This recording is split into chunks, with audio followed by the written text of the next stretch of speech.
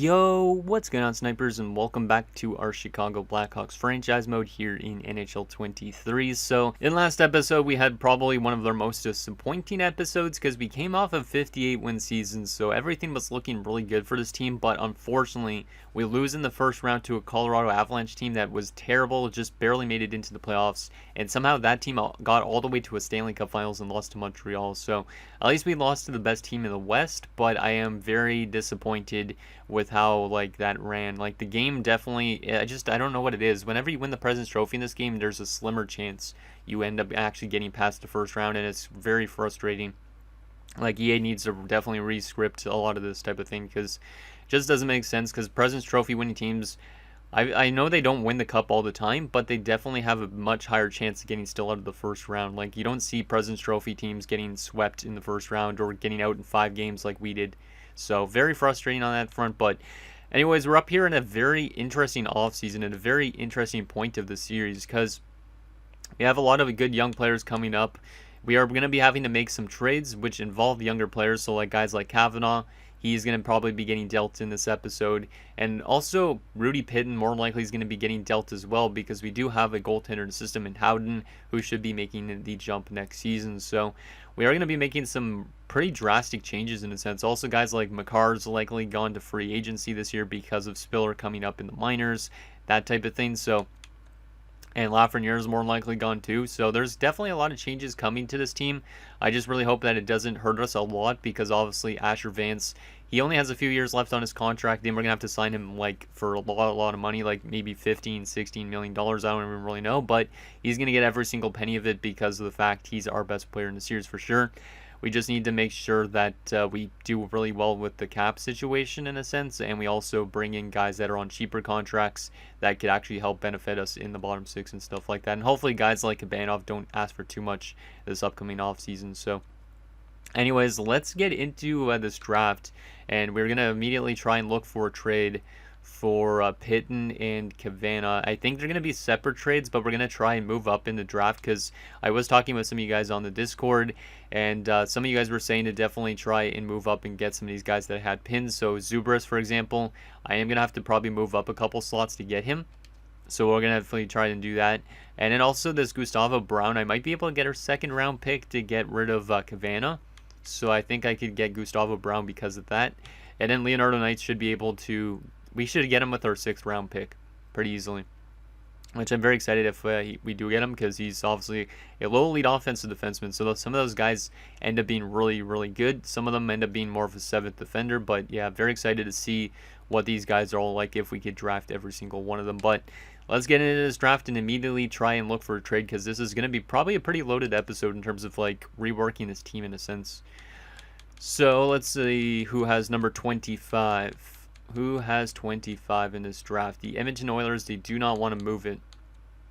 I could try and trade for number 22, but that's a little bit high up. But I might try and trade for it anyways. I could still try and trade with Edmonton for 25, to be honest. So I would probably be giving them our later round pick, so 28 to start it off, obviously, since they're just moving back a few spaces. Do you guys like Rudy Pitton?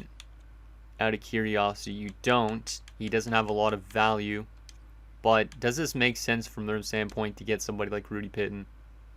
It does a bit, I think, because Artukin, he's a 2-way contract guy. Tarasov's a pending UFA. Coco is still on a cheap contract, so they'd probably be running Coco and Artukin, so maybe not fully. But Artukin's 26 already, so I don't know if he's going to become much more of anything. So this gives him a solidified goaltender as well. Let's see if this one works straight up. So our 1st round pick and Rudy Pitton, and we move up 6 spots. That's accepted. So Rudy Pitton's headed to Detroit. So there is one of those players gone. I don't care if Kavanaugh's losing morale because he's going to be getting dealt too. We got to find another team. Apparently Detroit actually liked Kavanaugh. So now we have the 25th overall pick, which is good. Now we want to move Kavanaugh to maybe get that 2nd rounder. So an early 2nd rounder would be good. So Vegas does want to trade that early 2nd rounder. Do they need a defenseman like Kavanaugh? I feel like every team could use a Kavanaugh, but they don't need him really. Apparently. Who does need him out of these teams that are willing to move it? The Islanders? You guys want Kavanaugh? Because I want to make sure this is somewhat realistic. They do want Kavanaugh. Do they need somebody like Kavanaugh is the question. Yes, they definitely do. So Kavanaugh would get a huge opportunity playing with the New York Islanders. So this is a really good one to do. Obviously, wow, that's a first rounder. Oh, that's third overall that they wanted to move. Oh, I didn't want to try and trade for first overall. I wanted to trade for an early second rounder. So never mind, Dallas is the team we'd try and trade him to. Oops. Yeah, I'm not trading for third overall. No point doing that. No point at all. The first overall pick is going to be soon. They do want Kavanaugh in Dallas. The first rounder, their second rounder has a lot more value apparently, but I could still try and do it anyways. Let's try and straight up reject it. Okay, so this, I probably will have to add my own second rounder into this deal, just to move up some spots. Yeah, we'll probably end up doing that. Let me just wait till this first overall pick gets announced, because or else it's just going to interrupt me and it's going to be really annoying. So, first overall pick, the Seattle Kraken. Who are they going to choose? I don't even know who's the first overall pick this year. Baumgartner, power forward, not too bad. Let's go back to the second round here, go back to Dallas, and make that trade. So, your second rounder, we give you guys Kavanaugh. I'm surprised that they wouldn't take Kavanaugh straight up for a second, because it's an 82 overall, 24-year-old defender with low elite potential. So, I don't know. Oh, well, I'll add our second rounder in, because I think our second rounder is pretty late. Yeah, our second rounder is 60th overall, so we're moving up quite a bit of spots. This should get it done, hypothetically. Let's see if this works. There we go. So, Kavanaugh in a second, and we move up earlier in the second round. Now we should be able to get all three of our pinned guys, because Zubris is supposed to go 25th. We have the 22nd pick now. Brown's supposed to go in the middle of the second round, and we have the early second rounder. And then we have Knights, who we're going to get with our 6th rounder. So I think we made a good little amount of moves. Sucks did trade away those guys like Kavanaugh and whatnot, but we had to because of the amount of guys. Like Spiller is going to be in the lineup next year, so it makes a lot of sense to move on from those guys. But let's take a look at these top 5 picks of this year's draft. So here's Baumgartner going to Seattle. He's going to be a beast. He's going to be a beast for sure. Vegas at 2 takes Charnquist, 80 overall power forward. So a couple power forwards in the beginning. So some really good goal scorers probably for the future. Islanders at number 3 take Heatley, who is a defenseman. Carl Heatley. Imagine being a DFD and your last name's Heatley. That doesn't make sense. Like Danny Heatley, if he had a kid playing in the NHL, he'd be a pure shooting like offensive defenseman or something. This guy has good shot power, but he doesn't have the accuracy like Danny Heatley did. Dallas at 4 is going to take Olchuk, who's a 78 overall two-way forward. Quincy Olchuk, what a name. Quincy. I only think of like Massachusetts when I hear the name Quincy for some reason. Holton, 79 overall two-way forward, goes 5th. There we go for Florida. And that is that. Wow, this guy has a zone ability of Ice Pack, so I wonder how much shots this guy blocks for a forward. Like, does he have good shot blocking? 82. That's not bad for a forward, to be honest. So maybe that guy blocks a lot of shots in the future. We'll see. Let's sim to our pick here and take Zubris. Very excited to get Zubris since he's low elite and he's a power forward. So Peter Zubris, 3 years out, has great shooting apparently, good puck skills, senses. Skating's not really that great and his defense isn't, but obviously he should be a pretty solid player. He does have big tipper also as his zone ability. So Peter Zubris, welcome to the Chicago Blackhawks. 65 overall, that's beautiful. Good starting overall for low elite. And 81 shooting and stuff like that. It's not great yet, but once that gets some good development, this guy should be pretty good. Now, the question I have for you guys is, should he be in the AHL already next year? Or do we wait a year? Because I probably won't sign him by the end of this episode, but I'll let you guys give me some feedback on that for next episode, because I feel like he could play in the AHL already, but with how stacked your AHL team is, it might be a good scenario to surround him with really good players, but at the same time, he might not get a lot of ice time, so let's sim to our second rounder here and get that other guy we were looking at. Hopefully he is as good as advertised. A couple top 6 forwards going in the second round. So yeah, this is a pretty good draft. Yeah, we're going to be able to get Gustavo Brown. I think this is the first time I've drafted a guy named Gustavo. Apparently he's got good goal scoring and good shooting. Might have good face-offs too and offensive instincts. No weakness.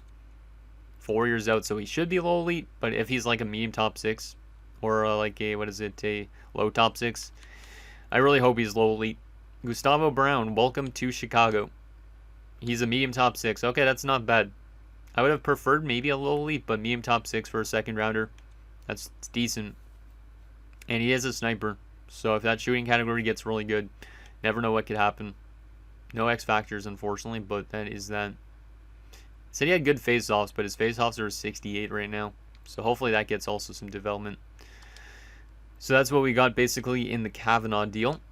Let's sim to our next pick here in the 3rd round. See if we can find anything. Oh my goodness, a high elite goaltender going to the Sharks right before our pick. So congrats to San Jose on Salvador Steves. Yeah, this is a really good draft. A lot of random steals.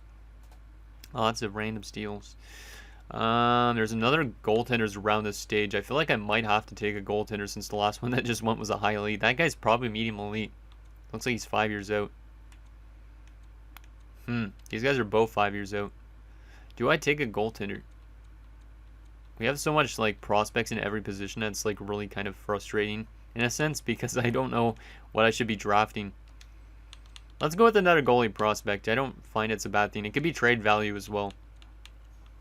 So Jerome Huet, because we will need a backup eventually for Howden if Donald is to leave to free agency at some point. The question is, do I go with Morgan or Huet? I think I'm going to go with my scouts rank and go with Morgan. Because I don't have them both fully scouted out. Actually, maybe not. Huet might be better.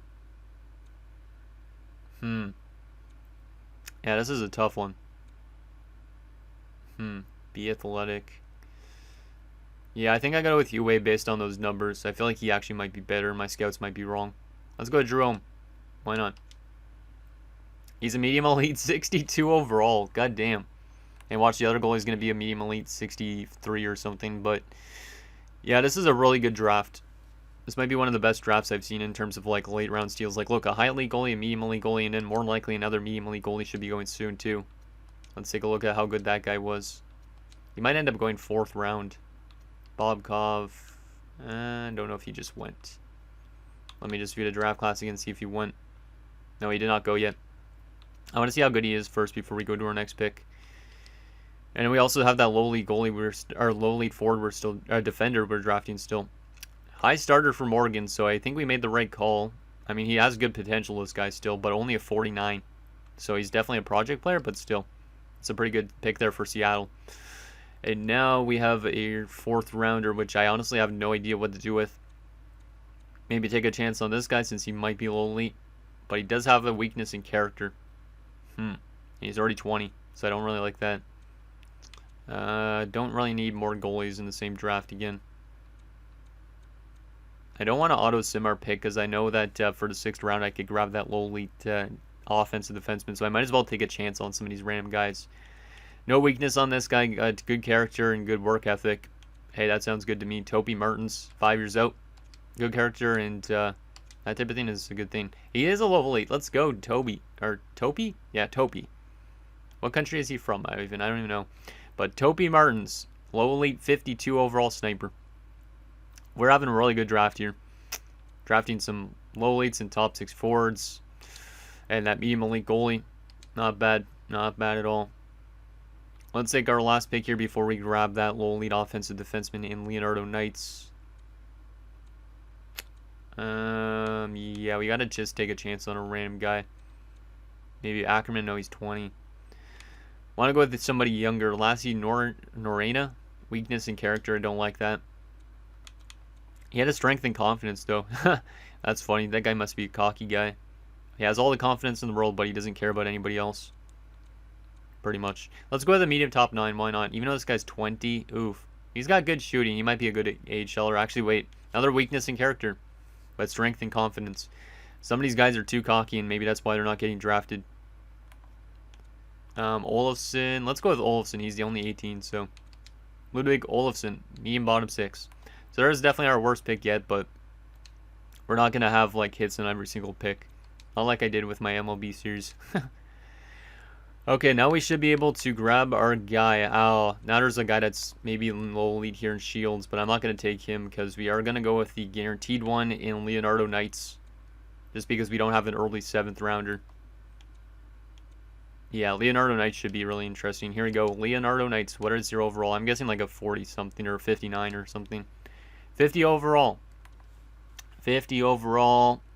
Yeah, he's definitely going to be a very big project. But if he ends up being a really good offensive defenseman, like he gets a ton of growth in 1 year, this guy could be a very good steal. Who knows? So there's our 6th rounder and our final pick of this draft. It's been a pretty good draft, I'd say. Who are we going to take with this last pick? This Andrews guy looks okay, but 20 years old, 4 years out. He's a goalie, though. I don't really want more goalie prospects. This guy's got a good compete level. Let's go with this guy since he's got a good compete level. Why not? Medium 7th D. Oh well. Pretty solid draft for our team. Pretty solid draft. We get Zubers, who's low elite. We got Brown, who's top 6. We get a medium elite in Hugh Wei.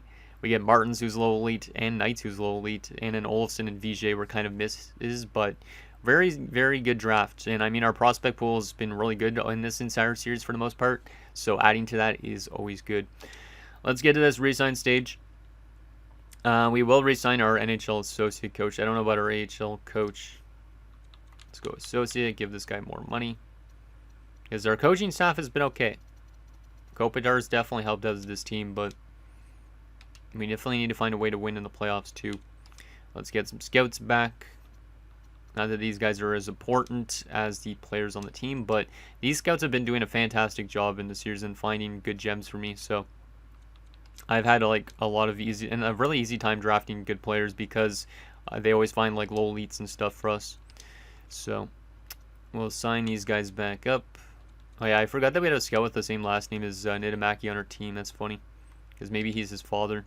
Scouted out his son. Okay, there we go. Resign stage. This is going to be a very interesting resign stage for this team. Very interesting. So I'm going to leave everybody here unsigned for now. But if you guys think Zuber should already be in the AHL next year, let me know. I will sign him in the next episode. As long as you remind me. Yeah, I'm not going to sign anybody here yet either. So RFA-wise, let's actually start with the UFAs first. Let's start with the UFAs and let go of some guys that we know aren't going to pan out. So Kamachi, 64-20, I think he needs an ELC. Because we do need more defender prospects down there. Lachon Dress is only low top 6, so he's going to be let go of. Adamski's got medium elite potential, I got to sign that. Got to also sign McNabb, he's got top 6 potential. And we'll also sign Hemingway since he's up to a 67, because why not? We're going to let go of Skirbick, I think. I feel like I should let go of some of these big AHL players to get room for some of the younger guys. I'll take a look at them in a little bit. But the big NHL players here that we have to worry about. Oh boy. We have some big guys to let go of. So, first, the guy we're definitely letting go of even without looking really at his contract. Yeah. Cale Makar is going to be leaving the Chicago Blackhawks. He's going to only drop from here. And also, we need to make room for Spiller. So, Cale, thank you for your time here. Unfortunately, we couldn't get a Cub with you on our team, but we wish you the best of luck in the rest of your career. And who knows, maybe you'll become a coach someday. So, there you go. Cale Makar is gone. That's a big one to let go of, but it makes sense for this team. Lafreniere is also going to be leaving. We traded for him. We tried to win a Stanley Cup with him, but unfortunately, was not the case. He wasn't really that good as well as in the playoffs because all those points I think came in game 5. So he's just, yeah, he hasn't been that type of player that we wanted, but at the same time he definitely helped our top 6 trend in the right direction. So Lafreniere, you're also gone. Best of luck, man. And then even Sean Cox, or Skylar Cox. Sean Cox was my other series. Skylar Cox I think is also gone here. What's his asking price? Yeah, that's a bit too high for me. 785. Yeah, Skylar Cox also acquired from the Rangers in the same trade when we got rid of Pedersen, I think, or maybe it was a different trade. It was when we got rid of Pedersen for sure, though. He is also gone. Great face-off, man. Solid offensive guy, but like his postseason was really terrible. And yeah, I don't really like his defensive play in some stages. So Skylar, unfortunately, with the emergence of guys like Kabanov, your time here is done as well. Oh man, wow, we're letting go of a lot of guys. think Donald Little will come back just because he could be a solid depth option. Yeah, and he doesn't have a huge asking price, so let's give Donald Little what he's asking for. 2 years by that. That's not a bad price for an 80. This guy was a depth option for us too. Huh. When does he want a two-way contract? Yep, he wants two-way. Let's just give him it. Let's just give him it. And then I think we'll also bring back some of the AHL defenders just because some of the AHL defensive core is going to be a little bit barren if I let him go with these guys. But forward-wise, 76. They all want two-way deals, so I might as well just give them it. Just change it to 1 year instead, so that way we could get younger guys in when we want to. Because we want the AHL team to do always as good as possible. So, and this Brooks guy who's unsigned, he's a fringe starter, 66 at 20. It's not terrible, but we have so many goalie prospects. Like if we go to the main roster, yeah, there's Tukio, Howden, there's Hugh Way now, there's Blackburn, there's Ebbett. Yeah, I think I gotta let go of this fringe starter, unfortunately. He might end up becoming a really solid goalie somewhere else, but I honestly don't know where I could slot him into our lineup so in the future. So let's let him walk in. Let's let an AI team pick him up or something like that. Give him a free option. I'm okay with spreading the wealth a little bit, you know, with some of these prospects. Now this is where it gets interesting. The RFAs. So obviously we'll just sign Schwartz because he's a two-way guy. But the rest of these guys are all roster players. The question is, what do we give them? I'm going to try the 85% trick on a lot of these guys, I think, and try and sign most of ththese guys up for like 3-4 years. But as well, I got to be mindful of Vance's contract too. I think this one won't put us in the hole if I sign Kabanov long-term for 5 years. Like some of the defenders, maybe I'll have like bridge deals for. So let me open up my calculator on my phone, so then I don't have to type instead while I'm recording. So he wants 6.2 for 5 years. So let's do some math here and times that by 0.85. It looks like I might be able to get him to this type of asking price. I'll see if I can get him this for 5 years because I think that's a good price. Corrado is also pretty solid. He's not going to grow much, it looks like, though, but I could still do a 5-year deal and do 85% trick on this as well. I'm okay with giving him a 5-year deal at like 2.575 or something, or less than that even. I'm just trying to get these guys for as long term as cheap as possible, so that way we could bring back Asher Vance with still having a lot of cap space and a really solid roster around him. We want to build like a dynasty here, you know, if possible. So 2.2 for 5 years. I think that's a good deal. And in our defenders, these guys are going to be more expensive, I think. Let's see. What is 5325? I feel like a lot of these guys could get 5-year deals and we could just give them to him, to be honest. Like, we could easily move away some of these contracts too once we sign them, if we need money to re-sign Asher Vance. So we'll see if they accept that. Ovechkin's solid as well. Yeah, his asking price is a bit higher up, so I think I'm going to... He's got 2 years left of RFA status. And then it changes to UFA. Let's do those last 2 years and let's go down to the 4.6. I might honestly qualify some of the rest of these guys, to be honest. Looks like Nitamaki's not going to grow much based on his asking price in the future. So 5 years for him is fine too. But I feel like it's kind of a risky one. Let's qualify Ovechkin, qualify Nitamaki. Ziska, I really like Ziska's defensive play, but he's not going to develop much either. I might be able to do a 5-year deal for him too. It might seem weird giving all these long-term contracts to players, but it's beneficial, I think, to the team. And I feel like some of these contracts are easily to be moved too. Like I don't have to like worry about a team being like, oh, he's paid too much. So I feel like 5 years that like for him under $2 million is an absolute steal. So I'll try and get some of these guys for long-term deals. And then Patterson. Yeah, we'll just give Patterson the 1 year, because Patterson hasn't really got that chance to prove himself yet. And then there's Tukio and Donald. Tukio wants a 2-way deal. We'll give him a 1-year 2-way deal. Donald, 2 years left of RFA status. And then it changes to UFA. Let's see if they accept that. Ovechkin's solid as well. Yeah, we'll just give Patterson the 1 year, because Patterson hasn't really got that chance to prove himself yet. And then there's Tukio and Donald. 2 years Yeah, I can't give you that much, man. I can't give you that much. We'll give you the 1 year, and then you're headed to UFA status. So I'm going to qualify him because he's too much. But the rest of these guys, if like 5 of those players sign 5-year deals, or 4 of those players that we just gave 5-year deals to sign that, that'd be awesome. Package Slotty's also not going to get a lot of development either. Let's give him a 2-year deal. Yeah, let's give him a 2-year deal. I think that's a good deal. I think that's a good deal. Let's advance today, see if we get all those guys in. We are trusting the future of this team, and we're trusting that a lot of these guys will end up being good players for us for multiple years. And we should still have a lot of cap space in the future for when we have Asher Vance to bring back. If we need the free up cap space, like I said, some of these contracts will be movable because they're not going to be too expensive, which is good. And all those guys we gave contracts to accepted, except for Ziska and Kabanov. Okay. So let's go back to the 5 years for Ziska. Let's give him 2 million, 2.1. I'm trying to find his. I'm going to try and cheese this system a little bit here. Let's go 5 years. Let's go 5.5. Cheese it a little bit. Yeah, I think that's good. Advance. Let's see what we got. Both of them, except for actually Kabanov is rejecting still. I might have to give Kabanov close to what he wants, but that's not terrible still. Let's go to UFA. These guys rejected. Okay, you guys can leave. You don't need to play in the AHL anymore. If you're going to reject an AHL contract, bam. Let's see, what do we got here? Kabanov, is he going to accept that contract? He's going to reject it still. We might have to qualify him. We might have to qualify him.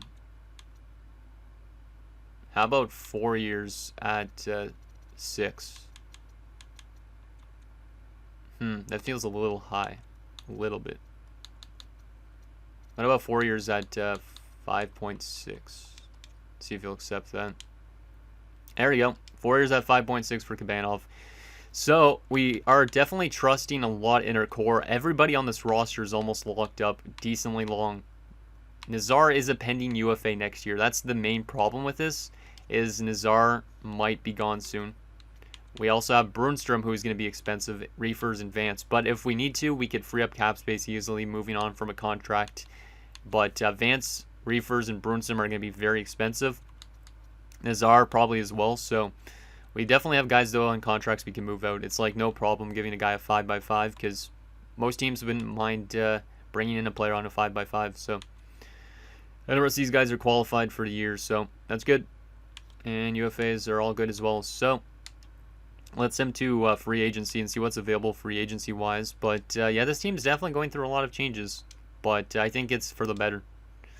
I don't think we're going to need to make any trades in the free agency pool. I don't know if we're going to need to sign any players even this year too. Might be similar to last year, but I'll show you guys what we currently have going into free agency. So we have 1, 2, 3, 4, 5, technically 6, I guess, 7, 8, 9, 10, 11, 12 roster players. Weeks could potentially make a jump, so there is that as well. So I think forward-wise, we might be okay. You might need some depth if we want Weeks to stay another year in the AHL. And then defensively, I got 1, 2, 3, 4, 5, or 4. We got a couple guys qualified right now, so 2 more. It's actually one in the system. Yeah, technically our defensive core is pretty much set in stone. We don't have a depth defenseman because we have these 4 and then we have these 2. So technically we could use a depth defender as well. And then goalie-wise, we got like Howden, and we'll have like Donald as our starter. So yeah, that's not bad. So goaltending is set, I think. Defensive core, we just need depth. And then forward-wise, we might need depth if we do not want guys like Lane Weeks to jump to the NHL just yet. So yeah, very excited to see what this team does again. And like I said, once Vance's contract ends, I'm going to give this guy a ton of money. He actually has only 2 years left because it's starting next year that he only has 1 year left. So at the start of, I guess at the off season of 2034-35, or actually, at the start of 35-36 season, we'll probably offer him a contract extension, 8 years. I don't really care what he's asking for. He's going to get it because he needs to be here till the end pretty much. So there is that. Let's take a look at what's available free agency wise and also trading block wise, just in case you guys want me to make any trades as well. Okay, let's check out that free agency thing. I also make all these cuts now in these episodes. Like I have to basically record for 25 minutes or so and then stop recording and then record the rest of it just because I'm always kind of scared that my Elgato is going to freeze mid-recording. So just don't want that to happen again. But let's take a look at what we got here free agency wise anyways. So let's go UFAs as well only because I don't care about RFAs. Connor McDavid's headed to free agency. Damn, if we needed a center, putting Connor McDavid next to Asher Vance for 1 year would be awesome. We technically would have the cap space too, because our RFAs aren't going to take up that much space. I technically could bring in Connor McDavid if I really wanted to, but I don't think I want to. He might fit our top line too. The question is then, what do we do? I guess Nazar would get pushed down, Reefers would become a winger? I don't really know. I don't know if it really makes much sense, but it would be interesting having Connor McDavid for like the last year of his NHL career. Our former center, Ville Pettersson, is headed to free agency with a pretty big asking price. Has interest from Ottawa, Minnesota, LA, and Winnipeg. It's funny. And obviously a lot of our former players like Hawks are generating some interest too. Isn't that Damian Hamilton? Daryl Hamilton. I remember there was a Damian Hamilton in one of my franchise modes. Can't remember what series that was in. For some reason that just randomly came to my mind when I saw that guy. Yeah, there's basically that. Like, we could honestly pick up like a depth piece if we want to on offense, but it's not necessary. Like, we could easily pick up a guy like Lazaro, but he's listed as a third-line scoring forward. Pick up somebody like Jack Drury. I don't really care who it is. Some decent depth option is Day Guy, fourth liner. That's a power forward. Has really good shooting.